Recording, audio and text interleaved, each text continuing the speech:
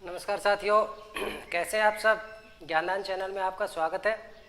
संधि हम पढ़ रहे थे संस्कृत व्याकरण के तहत, और संस्कृत व्याकरण में व्यंजन संधि की चर्चा में आज हम बात करेंगे पूर्व सवर्ण संधि।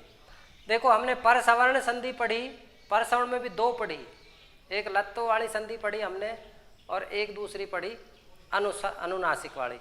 आज हम पढ़ेंगे पूर्व सवर्ण संधि। पूर्व सवर्ण का मतलब है कि जो बाद वाला वर्ण है वह भी पहले वाले वर्ण के जैसा हो जाएगा, मिलेगा नहीं, अलग अलग ही रहेंगे दोनों, लेकिन बाद वाला जो वर्ण है वो पहले वाले वर्ण के जैसा हो जाएगा।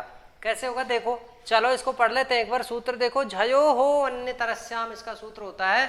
ये सूत्र कहता है कि झय के बाद अगर है हो, झय के बाद है हो तो है के स्थान पर भी पूर्व सवर्ण हो जाएगा।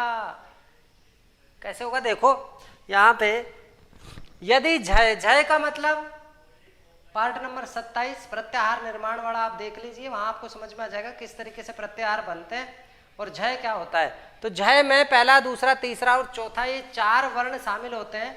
यदि पहले इन चारों वर्णों में से कोई सा भी हो, यानी 5 वर्ग के 4 वर्ण, यानी 20 हो गए टोटल। इन 20 में से कोई सा भी हो, क ख ग घ च छ ज झ ट ठ ड ढ त थ द ध प फ ब भ, इन 20 में से कोई सा भी पहले हो, किसी भी वर्ग का पहला, दूसरा, तीसरा, चौथा वर्ग, और बाद में हो है, तो ऐसी कंडीशन में जो है होगा वो पहले वाले वर्ण के जैसा हो जाएगा। अब पहले वाले वर्ण के जैसा होने का मतलब है स्थानीय अंतरता में सूत्र की सहायता से यहाँ पर वो पहले वाले वर्ण का चौथा हो जाएगा, क्योंकि यहाँ उच्चारण स्थान और आभ्यंतर प्रयत्न की समानता के आधार पर सवर्ण होता है। ठीक है, तो देखो यहाँ क के 4 वर्ण, च के 4 वर्ण, ट के 4 वर्ण, त के 4 वर्ण, प वर्ग के 4 वर्ण में से कोई सा भी हो तो वहां क्या परिवर्तन होगा। सबसे पहले यहाँ जस्तु संधि होगी। क्यों होगी जस्तु संधि, हमने पढ़ी थी यदि प्लस से पहले 1 से 4 तक का कोई सा भी वर्ण हो और प्लस के बाद में स्वर हो, तीसरा चौथा वर्ण हो, है, यह, वह, र, ल, इनमें से कोई सा भी हो, तो ऐसी कंडीशन में पहले जो वर्ण है उसकी जगह पे तीसरा हो जाएगा उसी वर्ग का, तो जस्तु संधि होती है। यानी ये समझ लो बाद में है आया, इसका मतलब पहले जस्तु संधि होगी, अर्थात जो भी वर्ण यहाँ पर है पहले वो अपने उसी ही वर्ग का, खुद के ही वर्ग का तीसरा बनेगा। समझ गए।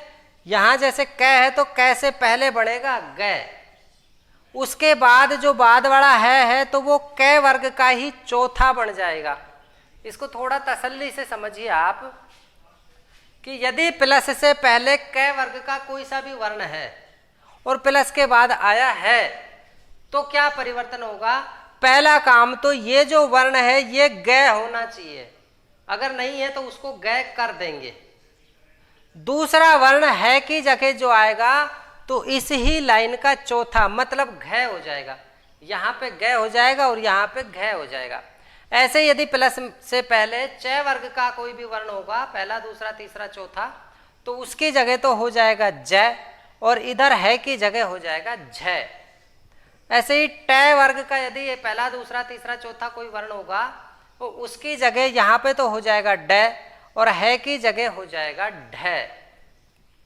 ऐसे ही त वर्ग का पहला, दूसरा, तीसरा, चौथा कोई सा भी वर्ण होगा तो उसकी जगह हो जाएगा द और है की जगह हो जाएगा ध। ऐसे ही प वर्ग का यदि पहला, दूसरा, तीसरा, चौथा कोई सा भी वर्ण होगा तो पहला काम उसकी जगह पे हो जाएगा ब, जस्तु संधि हो जाएगी, पहले की जगह तीसरा, और बाद में है की जगह इसी लाइन का हो जाएगा भ। ठीक है, तो इसको उदाहरण के माध्यम से समझते हैं, बिल्कुल सिंपल है, आसानी से समझ में आ जाएगा। देखो यहाँ पे है वाक प्लस हरि, तो पहला काम तो क्या होगा, वाग प्लस हरि। पहला काम क्या हुआ, वाग प्लस हरि, यानी क की जगह होगा ग और है की जगह चौथा। अब ये जो चौथा वर्ण होगा यानी पूर्व सवर्ण होगा, है की जगह तो चौथा वर्ण होता है। जो है का आभ्यंतर प्रयत्न है वो चौथे वर्ण के नजदीक होता है। इसलिए वहां है की जगह चौथा वर्ण होगा, और चौथा वर्ण किसका होगा? जो पहले दिया हुआ है जस्ट उसी का। तो यहाँ क्या है? ग। तो ग वाली जो लाइन है उसी का चौथा इसकी जगह हो जाएगा, और ये रूप क्या बनेगा? वा ग। तो ऐसे कैसे रहेगा? इस है की जगह घ हो जाएगा, और री, ऐसे वा घरी। अब दूसरी बात सुनो, ये कैसे होगा? विकल्प से। कैसे होगा? विकल्प से। अन्य तरस्याम का मतलब होता है विकल्प से, चाहे तो करें चाहे तो ना करें, मतलब दो रूप बनेंगे। पहला रूप बनेगा वाघ हरी और दूसरा बनेगा वाघ घरी। ठीक है, यानी इसके सबके दो दो रूप बनेंगे। एक बार तो है को परिवर्तन नहीं करना है, एक बार है को परिवर्तन करना है, तो दो रूप हो गए, इसको बोलते हैं विकल्प। दूसरा उदाहरण देखो, अच प्लस हलहु। तो यहां देखो च की जगह पे हो गया जय, च की जगह पे हो गया जय आधा, है की जगह पे इसी लाइन का च छ जय झ, तो यहां पे हो गया झ, और ये रूप बन गया अझलऊ। अच प्लस हल। ऐसे वाक प्लस हीन, तो सबसे पहले कै की जगह हुआ गय, आधा होगा ध्यान रहे, उसके बाद है की जगह हो जाएगा घ, वाघीन। ऐसे तत् प्लस हित, तो सबसे पहला काम क्या होगा? तय की जगह हो गया द, ताद, और फिर है की जगह होगा ध, जिसको हम यहाँ जोड़ देते हैं, और रूप बन जाता है तद्धित। आपसे यदि कोई कहे तद्धित का संधि विच्छेद करो, तो पूर्व सवर्ण संधि होती है झयो हो अन्य तरस्याम सूत्र की सहायता से।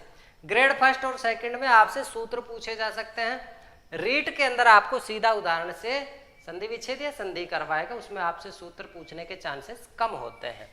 नेक्स्ट देखो, उत प्लस हार, तो उत्तय का जगह द हो गया और रूप बन गया उद्धार।